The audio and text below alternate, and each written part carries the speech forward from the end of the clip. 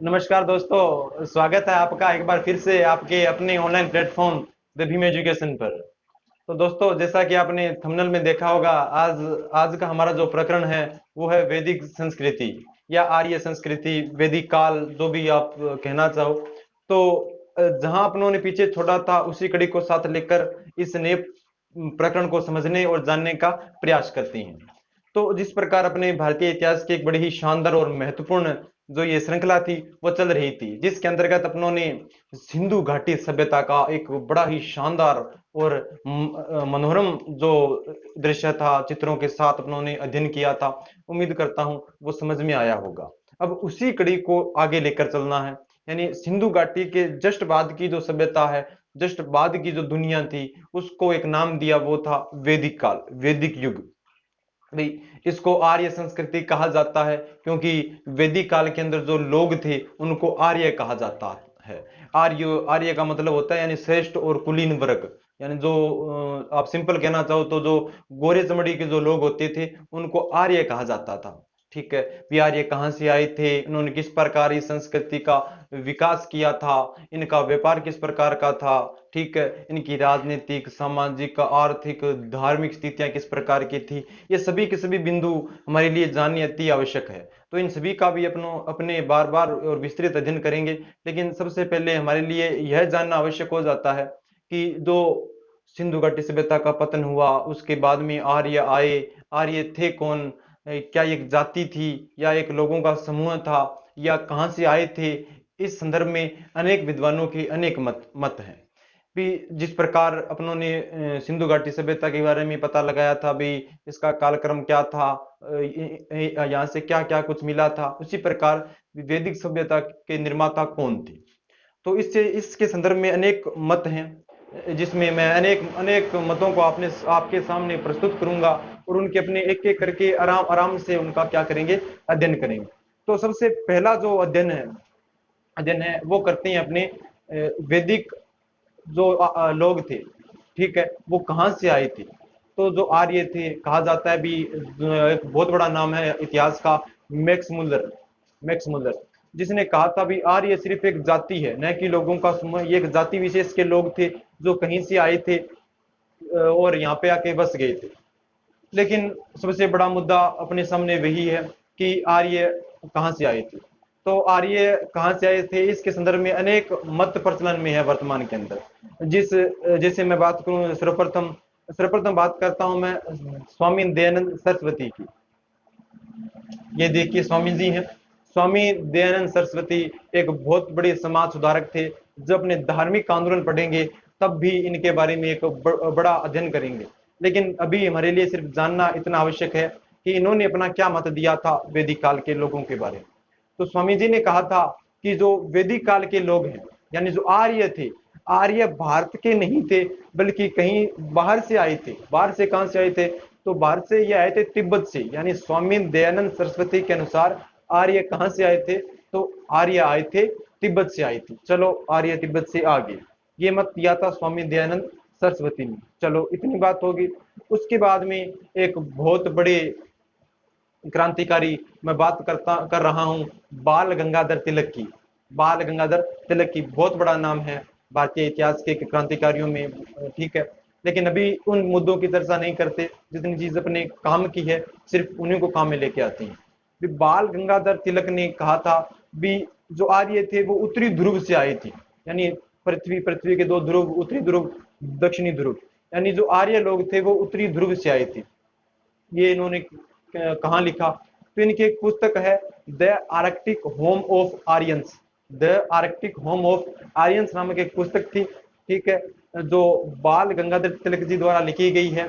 उसमें एक दीर्घकालीन उषा रात का वर्णन है, यानी एक बड़ी लंबी रात का वर्णन है। अपने को भी पता है कि ध्रुवों के अंदर क्या होता है, 6 महीने का दिन और 6 महीने की रात होती है। तो इस संदर्भ में उन्होंने कहा था कि जो आर्य सभ्यता के लोग हैं, जो आर्य जाति के लोग हैं, वो उत्तरी ध्रुव से आए थे। चलो, ये बात भी होगी। उसके बाद में एक बहुत बड़ा नाम है डॉक्टर अविनाश चंद्र दास। डॉक्टर अविनाश चंद्र दास और डॉक्टर संपूर्णानंद, इन्होंने कहा है भी आर्य कहीं और से नहीं आए थे बल्कि आर्य भारत के ही थे। आर्य कहाँ के थे? भारत के ही थे। ये भारत के का जो उत्तर और पश्चिम का क्षेत्र है, जिसको सप्त सिंधु प्रदेश कहा जाता है। सप्त सिंधु प्रदेश क्यों कहा जाता है? क्योंकि यहाँ से 7 नदियां बहती थी। ठीक है, जिस प्रकार मैं सिंधु नदी का अगर डायग्राम दिखाऊं आपको, तो ये देखिए, ये सिंधु नदी का डायग्राम है, और सिंधु यहाँ की मुख्य सहायक नदी थी। इसके आसपास अनेक इसकी सहायक नदियां बहा करती थी, जिस प्रकार सिंधु है, सरस्वती है, रावी, सतलज, ब्यास, चेनाब, झेलम। इनके अलग अलग नाम मिलेंगे, उन नामों को भी चर्चा करेंगे आगे। तो डॉक्टर अविनाश चंद्र दास और संपूर्णानंद ने कहा था कि आर्य जो लोग हैं वो कहाँ से आए थे? वो भारत के उत्तर पश्चिम से आए थे, और धीरे धीरे इनका जो विस्तार था वो गंगा और यमुना के द्वीप क्षेत्रों में हो गया था। ठीक है, ये मत था किसका? डॉक्टर अविनाश चंद्र दास का। फिर बात करता हूं मैं जर्मनी की। एक बहुत बड़ा नाम है पेंका। पेंका पेंका एक बहुत बड़े पुरातत्वविद हैं। उन्होंने कहा था भी जो आर्य जो लोग हैं वो कहाँ से आए होंगे? आर्य जो लोग हैं वो जर्मनी से आए हैं। क्यों भाई? क्योंकि इन्होंने एक शरीर शास्त्र था, शरीर की बनावट के आधार पर यह कहा था भी आर्य जो लोग थे वो छोटे कद के और गठीले शरीर के हुआ करते थे। तो जो जर्मनी के लोग हैं उनकी भी हाइट इसी प्रकार, और उनका जो शरीर की आकृति थी वो भी इसी प्रकार की थी। तो शरीर रचना के आधार पर पेंका महोदय ने कहा था भी जो आर्य जो लोग हैं वो संभवतः कहाँ से आए होंगे? जर्मनी से यहाँ पर आए होंगे। क्यों आए थे? बड़ा प्रश्न ये है कि क्यों आए थे? ये लोग घुमंतु थे, पशु पालक थे। ठीक है, पशुओं को पाला करते थे। तो आपको पता है जो लोग पशुओं को पालते हैं वो घुमंतु होते हैं, एक जगह से दूसरी जगह, तीसरी जगह, इस प्रकार घूमते रहते हैं, और इस सब सिंधु प्रदेश में आकर वो स्थायी रूप से बस गए थे। चलो, ये जर्मनी का मत था। फिर अगर मैं बात करूं दक्षिणी रूस, नेहरिंग, एक बहुत बड़ा नाम है नेहरिंग, जिन्होंने कहा था भी जो आर्य हैं वो दक्षिणी रूस से आए थे। इन्होंने क्या आधार लिया? इन्होंने आधार लिया घास के स्टेपीज मैदानों की, यानी रूस के अंदर जो घास के स्टेपीज प्रकार के मैदान पाए जाते हैं, और अपने जो उत्तर पश्चिम का क्षेत्र है वहां पर भी इस प्रकार के मैदान पाए जाते हैं। तो इन दोनों में प्राकृतिक समानता होने के कारण नेहरिंग ने कहा है भी जो आर्य लोग थे वो संभवतः दक्षिणी रूस से आए थे। उसके बाद में एक देश है हंगरी, प्राकृतिक छटा के आधार पर गायल्स ने कहा था भी आर्य लोग कहाँ से आए थे? हंगरी से आए थे। तो ये एक पूरा का पूरा वर्णन था भी आर्य कौन थे, भी आर्य एक जाति थी। ठीक है, और आर्य कहाँ से आए थे? तो आर्य बहुत जगह से आए थे, लेकिन इतने सारे मत पड़े, एग्जाम की दृष्टि से महत्वपूर्ण है। परंतु इन सभी का अगर मैं सारांश बोलूं तो एक बहुत बड़ा नाम है मैक्स मुलर। मैक्स मुलर ने कहा था भी जो आर्य जो लोग हैं वो मध्य एशिया से आए थे। मध्य एशिया बोले तो जो वर्तमान का जो तजाकिस्तान का जो क्षेत्र है उसको मध्य एशिया कहा जाता था। तो ऐसा क्या उन्होंने प्रमाण दिया भी उनका मत सर्वमान्य माना जाने लगा। तो अगर आप सभी को विदित है, नहीं विदित है तो मैं बता देता हूं कि मध्य एशिया यानी एशिया माइनर से एक अपने को शिलालेख प्राप्त हुआ है, एक शिला पट्टिका प्राप्त हुई है जिसका नाम है बोगुजकोई का अभिलेख। बोगुजकोई का अभिलेख जो 1400 ईसा पूर्व के अंदर अपने को प्राप्त हुई है। ठीक है, बोगुजकोई का अभिलेख, ये देखिए इस प्रकार की कुछ प्रतिलिपियां हैं उस पर। तो बोगुजकोई का अभिलेख देखिए दोस्तों, जो भी चीजें हैं आपको चित्रों के माध्यम से समझाने का प्रयास किया जा रहा है। तो जो बोगुजकोई का अभिलेख है वो अपने को एशिया माइनर से प्राप्त होता है, 1400 ईसा पूर्व का है। ठीक है, ऐसा क्या है इसमें कि आर्य यहाँ से आए थे, ये प्रमाणित हो जाता है। तो देखिए जो आर्य जो लोग थे इनके जो प्रमुख देवता हैं, इंद्र हैं, वरुण हैं, इन देवताओं का उल्लेख उस शिला पट्टिका पर भी है। उस शिला पट्टिका पर कुल मिला के 4 देवताओं का उल्लेख है, जो देवता आर्यों के देवता भी थे। यानी कौन कौन से थे सर? इंद्र, वरुण, मित्र और नातस्य। इंद्र, वरुण, मित्र और नातस्य, ये 4 जो वैदिक देवता या आर्य देवता हैं वो अपने को उस शिलालेख, उस शिला पट्टिका से भी प्राप्त हुए थे। तो ये जो जानकारी है ये अपने को एक प्रकार से प्रमाणित कर देती है भी हो ना हो जो आर्य है वो संभवतः कहाँ से आए होंगे? वो अपने एशिया माइनर या मध्य एशिया से आए होंगे। तो ये एक जानकारी थी भी आर्य लोग कौन थे, कहाँ से आए थे और अपने भारत में आकर बस गए थे। अब थोड़ी सी आर्यों की थोड़ी सी एक्स्ट्रा बातें कर लेते हैं भी आर्यों का भौगोलिक ज्ञान क्या था, फिर आर्यों की जो सांस्कृतिक बनावट है, रहन सहन है, ठीक है, उसके आधार पर जो वैदिक संस्कृति है, अगर मैं पहले बात करूं वैदिक संस्कृति, तो वैदिक संस्कृति पूरा का पूरा जो टाइम पीरियड रहा था वो 2500 ईसा पूर्व से लेकर, और सॉरी 1500 ईसा पूर्व से लेकर 600 ईसा पूर्व तक रहा था। जो वैदिक संस्कृति है उसका पूरा का पूरा टाइम पीरियड 1500 ईसा पूर्व से लेकर 600 ईसा पूर्व तक रहा था। 2500 से लेकर 1500 सिंधु घाटी, और 1500 से लेकर 600 तक अपना वैदिक काल आ जाता है। और फिर वैदिक काल को भी दो पार्टों में बांट दिया जाता है, एक ऋग्वैदिक काल और एक उत्तर वैदिक काल। ऋग्वैदिक काल का जो टाइम पीरियड है वो था 1500 ईसा पूर्व से लेकर 1000 ईसा पूर्व।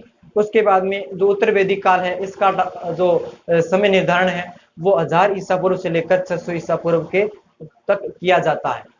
इनमें अनेक प्रकार की विभिन्नताएं थी जिसके आधार पर इनको अलग अलग पार्टों में बांटकर पढ़ा जाता है। अपने भी उसी प्रकार इनका अध्ययन करेंगे, लेकिन थोड़ी सी आर्यों की एक्स्ट्रा बातें करती हैं भी, आर्यों का ज्ञान कहाँ तक था। तो जो आर्य जो लोग थे उनका ज्ञान संभवतः जो था वो अपना भारत, वो जो पंजाब का क्षेत्र था, पंजाब, सिंध और अफगानिस्तान के का जो क्षेत्र था, सर्वप्रथम आर्य यहीं पर आकर रहे थे। इसकी जानकारी अपने को ऋग्वेद में उल्लेखित, जो अपना ऋग्वेद है, ऋग्वेद भारत का सबसे प्राचीन वेद माना जाता है, ठीक है, जिसकी रचना धन्वंतरी जी ने की थी, धन्वंतरी ने की थी, ठीक है। इसके अंदर क्या कुछ है वो बाद की बातें हैं, उनकी चर्चा करेंगे। तो ऋग्वेद के अंदर प्रमुखतः 7 नदियों का क्रम दिया गया है, जिसमें सिंधु, सरस्वती, रावी, सतलज, व्यास, चेनाब, झेलम, ये 7 नदियां अपनी भारत की नदियां हैं। उसके अलावा अफगानिस्तान की नदियां जिनमें गोमती है, कुंभा है, ठीक है, इन नदियों का उल्लेख भी मिलता है। तो इन चीजों से एक बात स्पष्ट पता चल जाती है भी, हो न हो आर्यों का ज्ञान भारत के अलावा अफगानिस्तान तक भी था। अब आर्यों को दो पार्टों में बांट कर पढ़ते हैं। तो सबसे पहला जो पार्ट है वो है ऋग्वेदिक आर्य। ऋग्वेद की रचना धन्वंतरी ने की थी, ठीक है। जो ऋग्वेद का जो अध्ययन करते हैं उनको होत्री कहा जाता है, ठीक है। जो ऋग्वेद का जो ब्राह्मण ग्रंथ है वो था ऐतरेय ब्राह्मण, ठीक है। और इसके अलावा इसके अंदर 10 मंडल थे, 1028 सूक्त थे, 10,580 इसके अंदर मंत्र थे, ठीक है। जो 10 मंडल थे इनमें से 2 और 7, 2 से लेकर जो 7 तक का मंडल है वो सबसे पुराने मंडल थे, जिनको वंश मंडल कहा जाता था। पहला, 9वां और 10वां सबसे नवीनतम मंडल है, ठीक है। इन मंडलों में क्या कुछ खास बातें हैं उसका भी थोड़ा जिक्र कर लेते हैं। तो जो अपना तीसरा मंडल है, ऋग्वेद का जो तीसरा मंडल है, ये विश्वकर्मा द्वारा रचित है, जिसके अंदर गायत्री मंत्र का उल्लेख किया गया है। गायत्री मंत्र जो अपने सबसे पवित्र मंत्र है, जिसका अगर उद्वाचन करें तो इस प्रकार, ओम भूर्भुवस्सुवः तत्सवितुर्वरेण्यं भर्गो देवस्य धीमहि धियो यो न प्रचोदयात्। ये अपना भारत का सबसे पवित्र मंत्र माना गया है। तो इसकी जो रचना है विश्वकर्मा ने ऋग्वेद के तीसरे मंडल में की थी, ठीक है। तो ये अपने लिए अति आवश्यक हो जाता है। ऋग्वेद का तीसरा मंडल क्यों आवश्यक है? क्योंकि यहाँ पर गायत्री मंत्र का उल्लेख मिलता है। भी गायत्री मंत्र किसके लिए गाया जाता है और किसको समर्पित है? तो गायत्री मंत्र भगवान जो सूर्य है, सूर्य का जो उगता हुआ रूप है, सूर्य का जो उगता हुआ रूप है उसको कहा जाता है सविता या सावित्री। तो माता जो सावित्री है उसको ये गायत्री मंत्र जो है समर्पित है। उसके बाद अगर बात करूं मैं ऋग्वेद का 7वां मंडल, बहुत इंपॉर्टेंट है। 7वें मंडल के अंदर एक दशराग्य युद्ध का वर्णन है। दशराग्य युद्ध जो ऋग्वेद काल में हुआ था, दशराग्य युद्ध रावी नदी को उस समय कहा जाता था पुरुषुणी नदी। पुरुषुणी नदी रावी नदी के तट पर हुआ था, ठीक है। भरतदन का राजा था सुदास। ये युद्ध हुआ क्यों था? तो इसकी एक ऐतिहासिक पृष्ठभूमि है। कहा जाता है कि जो राजा सुदास था उसका जो मंत्री था वो था विश्वकर्मा। तो राजा सुदास ने विश्वकर्मा के स्थान पर महर्षि वशिष्ठ को अपना राज पुरोहित क्या कर लिया था? नियुक्त कर लिया था। तो इस भावना से वो जो विश्वामित्र थे वो नाराज हो गए और उन्होंने इसका बदला लेने के लिए, एक तरफ तो आर्य थे, दूसरी तरफ जो लोग थे उनको कहा गया है अनार्य। यानी आर्य और अनार्य के बीच में क्या हुआ था? युद्ध हुआ था, जिसके अंदर भरतदन का जो राजा था सुदास, उसकी क्या हुई थी? विजय हुई थी, वो जीत गया था। तो दशहरा के युद्ध का वर्णन ऋग्वेद का 7वां मंडल करता है और ऋग्वेद का 10वां मंडल बहुत इंपॉर्टेंट है। भी आज अपनी जो वर्ण व्यवस्था पढ़ते हैं जाति व्यवस्था पढ़ते हैं, इसका कहीं ना कहीं जो सूत्रपात है वो ऋग्वेद के 10वें मंडल में हुआ था। 10वें मंडल के अंदर एक सूक्त है, लेसन है, जिसका नाम है पुरुष सूक्त। पुरुष सूक्त, जो पुरुष सूक्त है, इसके अंदर सर्वप्रथम चारों वर्णों का उल्लेख मिलता है। 4 वर्ण कौन कौन से थे? सबसे नंबर 1 ब्राह्मण, क्षत्रिय, वैश्य और शूद्र। ऋग्वेद में कहा गया है, एक आदि पुरुष, एक महाकाल की कल्पना की गई है। कहा जाता है कि उसके मुख से जो व्यक्ति उत्पन्न हुए उनको ब्राह्मण कहा गया, उनकी भुजाओं से जो व्यक्ति उत्पन्न हुए उनको क्षत्रिय कहा गया, उनकी जांघों से जो व्यक्ति उत्पन्न हुए उनको कहा गया वैश्य, और इनके उनके जो चरण थे, ठीक है, उनसे जो उत्पन्न हुए थे उनको कहा जाता था क्या? वैश्य। इनका काम भी अलग अलग हुआ करता था। जो ब्राह्मण जो लोग थे उनका काम था लोगों को ज्ञान देना, यज्ञ करना, ठीक है। जो क्षत्रिय लोग थे उनका काम था देश की रक्षा करना। जो वैश्य लोग थे उनका काम था व्यापार करना। जो शूद्र थे उनका काम था प्रमुखतः इन तीनों वर्णों की सेवा करना। तो जो ऋग्वेदिक काल है, एक 1500 ईसा पूर्व से लेकर 1000 ईसा पूर्व तक, इसकी कुछ खास बातें। तो ऋग्वेदिक कालीन राजनीतिक स्थिति किस प्रकार की थी? यानी कोई भी देख लो, भी कोई भी साम्राज्य है, उसकी जो प्रारंभिक इकाई है वो होती है परिवार। तो ऋग्वेदिक जो काल है उसकी जो सबसे निम्नतम जो इकाई थी वो थी परिवार। परिवार का जो मुख्य था उसको कहा जाता था कुलुप। परिवार का मुख्य कुलुप कहा जाता था। परिवार से क्या बना? ग्राम। ग्राम का मुख्य ग्रामीणी। बहुत सारे ग्रामों से मिलकर बना विष। विष का जो मुख्य था वो विषपति था। बहुत सारे जो विष थे उनसे मिलकर बना जन। जन का जो मुख्य था वो था जनपति, ठीक है। और बहुत सारे जो जन थे, जब जन इकट्ठा हुए तब बन गया जनपद, और जनपद का जो मुख्य था वो था राजा। राजा की बहुत सारी उपाधियां मिलती है ऋग्वेदिक काल के अंदर। वैसे देखें तो जो ऋग्वेदिक जो काल है उसके अंदर जो राजा था वो संप्रभु नहीं था, वो सिर्फ लोगों की रक्षा किया करता था। क्योंकि जो आर्य जो लोग हैं वो पशुचारण किया करते थे, उनके अलग अलग कबीले थे, तो इन कबीलों के अंदर एक राजा हुआ करता था। तो वो राजा क्या करता था? जो दूसरे कबीलों के जो आक्रमण थे उनसे उन लोगों की रक्षा किया करता था। राजा संप्रभु नहीं था, जो आगे चलकर उत्तर वैदिक काल में राजा संप्रभु हो जाता है। तो ये वैदिक काल, जो ऋग्वेदिक काल है उसकी कुछ मुख्य बातें थी, ठीक है। अब जो ऋग्वेदिक काल का जो राजा था उसकी बहुत सारी उपाधियां मिलती है। उसको गोप्ता जनस्य कहा जाता है, ठीक है, गोप्ता कहा जाता है, राजन कहा जाता है। ये सारी की सारी उसकी क्या थी? उपाधियां थी। उसके बाद में जो जो ऋग्वेदिक काल है उसकी सामाजिक स्थिति देखते हैं। तो जो वर्ण व्यवस्था का जो उद्भव हुआ था वो सर्वप्रथम ऋग्वेदिक काल में मिलता है। ऋग्वेद का जो 10वां मंडल है उसका जो पुरुष सूक्त है उसके अंदर सर्वप्रथम अपने को शूद्र शब्द की जानकारी प्राप्त होती है।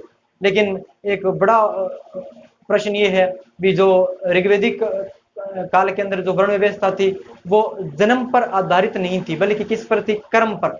चाहे आप किसी भी कुल में, किसी भी जाति में पैदा हुए हो, अगर आप काम उच्च कुल का कर रहे हो तो आपकी जो जाति है वो उच्च कुलीन मानी जाएगी, ठीक है। यानी वर्ण व्यवस्था जन्म पर आधारित न होकर किस पर थी? कर्म पर आधारित थी।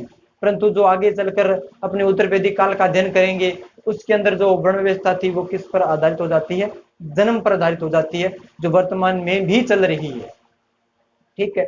तो उस समय की ये सामाजिक स्थिति थी, और समाज के अंदर स्त्रियों का वर्चस्व था, स्त्रियों की स्थिति अच्छी थी, पर्दा प्रथा का प्रचलन नहीं था। यानी मैं यूं कहूं कि उस समय स्त्रियों की स्थिति बहुत ही शानदार थी। उस समय बाल विवाह भी नहीं होते थे।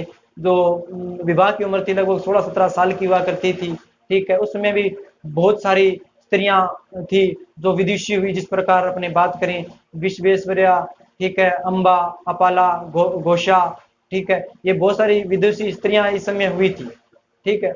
और उसके अलावा बात करूं मैं तो एक नाम आता है अमाजु। अमाजु यानी जो महिलाएं ताउम्र विवाह नहीं किया करती थी उन स्त्रियों को कहा जाता था अमाजु। और एक शब्द आता है वहतु। वहतु का अर्थ होता है यानी जो दहेज के अंदर जो वस्तु दी जाती थी उसको वहतु कहा जाता था, ठीक है। तो ये उस समय की सामाजिक स्थिति थी। समाज के अंदर स्त्रियों का वर्चस्व था, उनको राजनीति में भाग लेने का भी अधिकार था, ठीक है। स्त्रियों का भी उपनयन संस्कार हुआ करता था। उपनयन संस्कार क्या होता है भी? जब अपने अपने आगे 16 संस्कार पढ़ेंगे तो इनमें से एक संस्कार उपनयन संस्कार भी आता है। नहीं, जब कोई महिला या पुरुष जब आश्रमों में जाते थे शिक्षा ग्रहण करने के लिए, तो वर्तमान में तो स्कूल वगैरह हैं, उस समय आश्रम थे, 4 प्रकार के आश्रम थे। तो जो महिलाएं या जो पुरुष थे आश्रम में जाते थे, तो उससे पहले उनका एक उपनयन संस्कार हुआ करता था। उस उपनयन संस्कार के बाद उन लोगों को द्विज कहा जाता था। ठीक है, तो ये उपनयन संस्कार था जिसकी विस्तृत चर्चा अपने आगे संस्कारों में कर लेंगे। तो ये ऋग्वेदिक कालीन सामाजिक स्थिति थी। अब बात करता हूँ ऋग्वेदिक कालीन आर्थिक स्थिति। देखो, जो ऋग्वेदिक कालीन जो लोग थे, ऋग्वेदिक काल के जो लोग थे, उनको लोहे की जानकारी प्राप्त नहीं थी। वे अपनों ने ऋग्वेदिक काल को 2 पार्टों में बांटा था। भी एक 1500 से लेकर 1000 तक। ये 1000 ईसा पूर्व का समय ही क्यों रखा गया था? क्योंकि 1050 ईसा पूर्व में सर्वप्रथम एटा अंतिरंज खेड़ा के अंदर सर्वप्रथम क्या था? लोहे के प्रमाण मिले थे। ठीक है, यानी उससे पहले सिंधु घाटी गुजर गई, वैदिक काल गुजर गया, इन लोगों को लोहे के बारे में जानकारी नहीं थी। तो सर्वप्रथम लोहे की जानकारी आगे जाकर उत्तर वैदिक काल के लोगों को प्राप्त होती है। तो इस समय की आर्थिक स्थिति की अगर मैं बात करूं, तो जो वैदिक काल का जो प्रमुख व्यवसाय था वो था पशुपालन, जबकि जो सिंधु घाटी के लोग थे उनका जो प्रमुख व्यवसाय था वो था व्यापार था। तो ये लोग मुख्यतः पशुपालन किया करते थे। पशुओं में जो सबसे पवित्र जो पशु माना जाता था वो था गाय। गाय के लिए एक शब्द आया है अधन्य, अर्थात जिसको मारा नहीं जा सकता। ठीक है, यानी गाय उस समय की एक पवित्र पशु भी थी। थोड़ा सा अगर अपने थोड़ा सा बैग चले भी, सिंधु घाटी के अंदर गाय के अपने को अवशेष प्राप्त नहीं हुए थे। ये भी अपने आप में एक बड़ा प्रश्न है भी। ये 2 सभ्यताएं हैं, एक पहले थी, एक उसके बाद में आई। अगर सिंधु घाटी और वैदिक काल दोनों को अगर अपने को समझना है तो इनका कंपैरिजन करके पढ़ना पड़ेगा। आगे अपने इनका कंपैरिजन भी करेंगे। जिस प्रकार सिंधु घाटी नगरीय सभ्यता थी, वैदिक जो सभ्यता थी वो ग्राम प्रधान सभ्यता थी, जो सिंधु घाटी सभ्यता थी वो मातृस्थात्मक थी, जबकि जो वैदिक सभ्यता थी वो पितृस्थात्मक थी। इस प्रकार इनका कंपैरिजन करके ही पढ़ना पड़ेगा। तो ऋग्वेदिक काल की ये आर्थिक स्थिति थी। ठीक है, उनकी सामाजिक स्थितियों का अध्ययन किया।